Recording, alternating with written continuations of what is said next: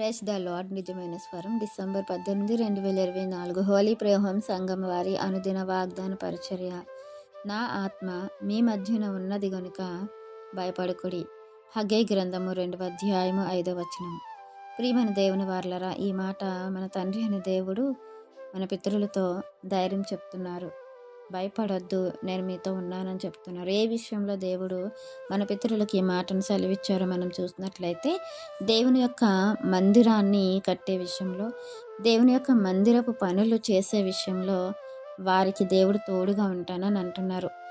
గతంలో చూసుకుంటే మన పితరులంట వారి యొక్క సొంత పనులు చేసుకుంటూ దేవుని పనిని, దేవుని యొక్క మందిరము పాడై ఉండగా వారి యొక్క ఇళ్లను మరి బాగు చేసుకోవడానికి వారు త్వరపడుతున్నారు.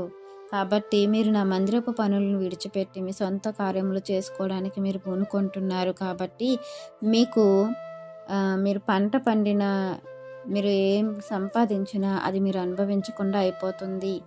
మీకు ఆకలేస్తుంది, భోజనం చేసిన ఆకలి తీరదు. దాహం వేస్తుంది, పానము చేసిన మీ దాహము తీరదు. బట్ట కప్పుకున్న చలి ఆగదు.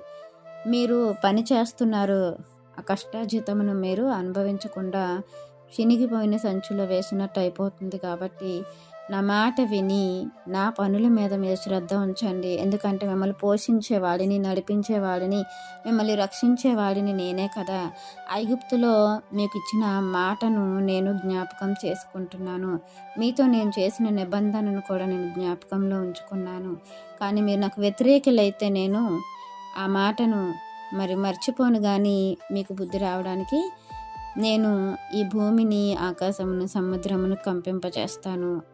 మీకు క్షామం కలుగజేస్తాను, అంటే కరువు మిమ్మల్ని చుట్టుకుంటుంది అని దేవుడు మాట్లాడుతున్నారు. అలాంటి సమయం ముందు మన పితరులు మరలా దేవుడి వైపు తిరిగి శాసించిన జనం ఏదైతే ఉందో ఆ జనాంగము దేవుని పని చేయటానికి, దేవుని మందిరాన్ని బాగు చేయటానికి, ఆ మందిరంలో ఉండే మహిమ వారికి తెలుసు. కాబట్టి మరలా ఆ మందిరపు పనులు చేయడానికి పూనుకున్నప్పుడు దేవుడు మరలా వాళ్ళతో తోడుగా ఉంటానని, నా ఆత్మ మీ మధ్య ఉంచుతానని, మీరు చేయదలసింది మీరు చేయమని దేవుడు వారికి ఆదేశిస్తారు.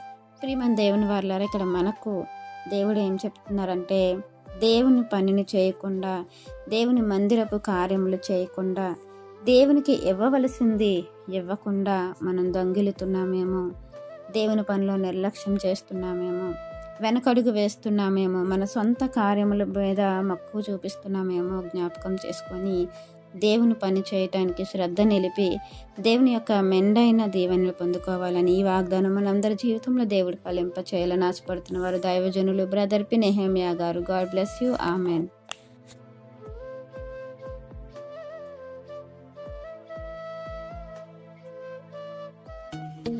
Hi friends, Holi prayer home Gajuwaka సంగమ వారు మాట్లాడిన విలువైన దేవుని సందేశములను మీరు వినటానికి మా యొక్క యూట్యూబ్ ఛానల్ హోలీ ప్రేయర్ హోమ్ను సబ్స్క్రైబ్ చేసుకొని పక్కనున్న బెల్ ఐకాన్ క్లిక్ చేయగలరు.